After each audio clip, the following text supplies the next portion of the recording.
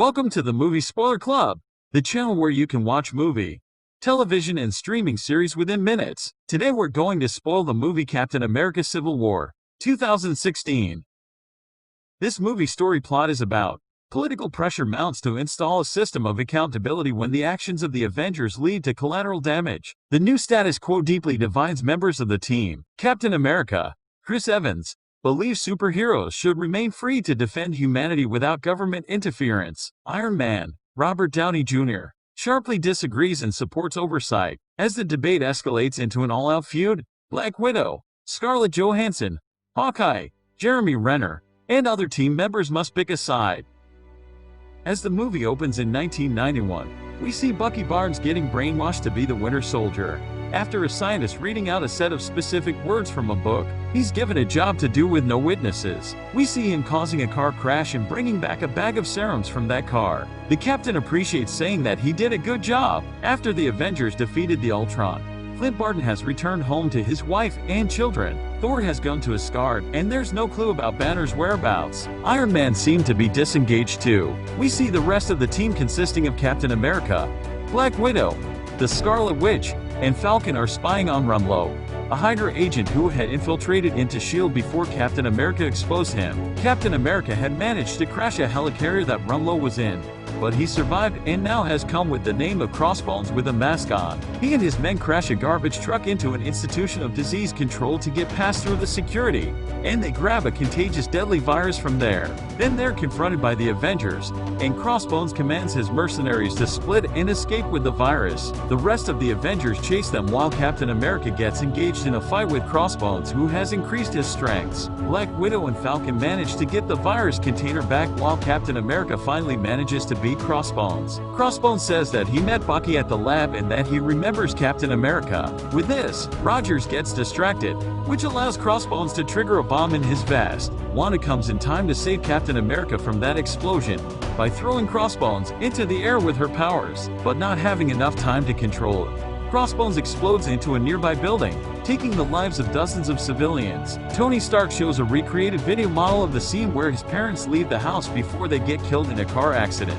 Inside a theater in his old school, he offers every student a research grant through the organization he just started. After the demonstration and speech, on the way out he meets a woman waiting for him near the elevator. She tells Stark that her son, Charlie Spencer, died in Sokovia because of the Avengers' actions. He had been crushed by a building that fell down in the action. She says that she blames Stark for her precious son's death, leaving Tony speechless. At Avengers headquarters, Wanda's listening to the news, which reported that 11 civilians had been killed in the explosion of Crossbones. As Wanda feels guilty, Rogers comes in and turns off the TV, saying that it's his fault too, since he easily got distracted the moment Crossbones mentioned Bucky's name. They are interrupted by the Vision, who informs that Tony has come to meet them. General Ross, whom we met in the Incredible Hulk origin movie, has also come to meet the Avengers for discussion. Ross tells the Avengers that while some people consider them heroes, some call them vigilantes. Then he shows them footage consisting of the explosions caused whenever the Avengers confronted battles. Then he gives them a document called Sokovia Accords, which has been ratified by 117 countries. The purpose of this accords is to restrict the operation of the Avengers. They will receive supervision of a panel,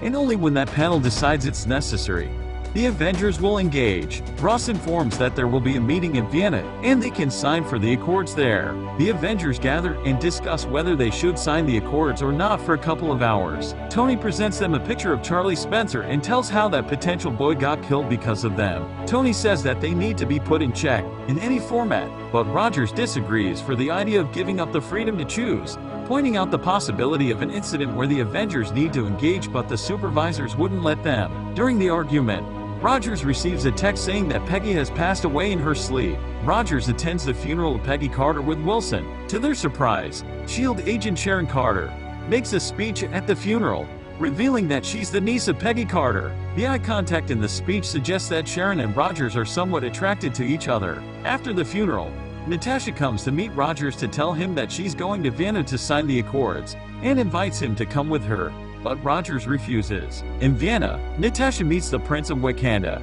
T'Challa, and his father, the King T'Chaka. In the conference, while T'Chaka is speaking, T'Challa notices unusual activity outside through the window and screams everyone to get down. An explosion occurs outside the building, taking out few lives, including the Wakanda King T'Chaka. Natasha survives the bomb, but we see T'Challa mourning over his father's dead body. Back in US, Rogers and Wilson watch the news on the Vienna bombing, on which the bomber on the CCTV has been identified as Bucky Barnes, the Winter Soldier. Natasha looks around at the ruins from the explosion. She sees T'Challa sitting on a bench and joins him in a conversation. T'Challa says that no matter who decides on whom to go after Barnes, he's going to kill Barnes himself. Natasha receives a call from Rogers, and he asks if she's alright and safe. Then Rogers tells her that if someone's going to bring Barnes, it should be him. After that, Sharon Carter gives him a file to get a head start on the manhunt. In Bucharest, while staying low, Barnes sees that he's been framed to a bombing in Vienna,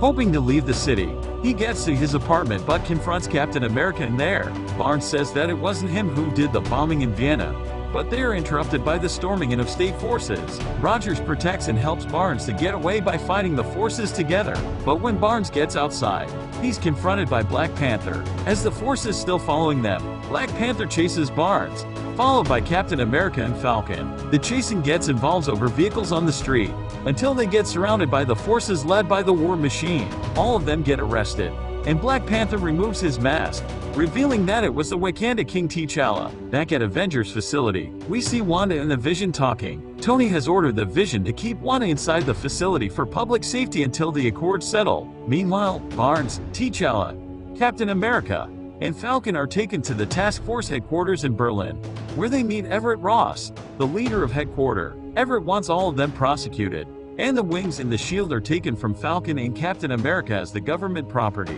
Barnes is put in a cage and T'Challa arranges to take him into a Wakandian prison, so that Barnes will be charged according to Wakanda laws. Tony meets Rogers and tells him that if he signs the Accords, he can arrange Barnes to be transferred to the US instead of a Wakandian prison. Rogers agrees to sign but then stops when he heard that Wanda has been imprisoned in the facility for protection, saying she's just a kid for imprisonment.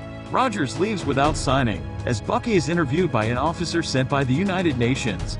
The power goes down in the whole region. With that, it's revealed that the officer is an imposter named Colonel Zemo, who wants to get a piece of information from Bucky. He reads the specified set of words from a book he discovered from Hydra, and turns Bucky into the Winter Soldier. Zemo asks him the mission report on December 1991. But they are interrupted by Captain America and Falcon, who sense suspicion about the officer came to evaluation. The Winter Soldier manages to storm out of the premises, but eventually, Captain America manages to capture him. Bucky gains his consciousness back inside a safe house where Captain America and Falcon have taken him to. Captain America asks about the imposter evaluation officer, but Bucky says that he doesn't know him. Bucky tells them that he needed the information about that mission report, which consists of the event we saw in the opening sequence. He reveals that from that retrieved serum, Hydra made another group of enhanced Winter Soldiers, and that maybe the officer is after them. Realizing that they cannot tell Tony about the matter since he wouldn't believe the story, and because of the Accords,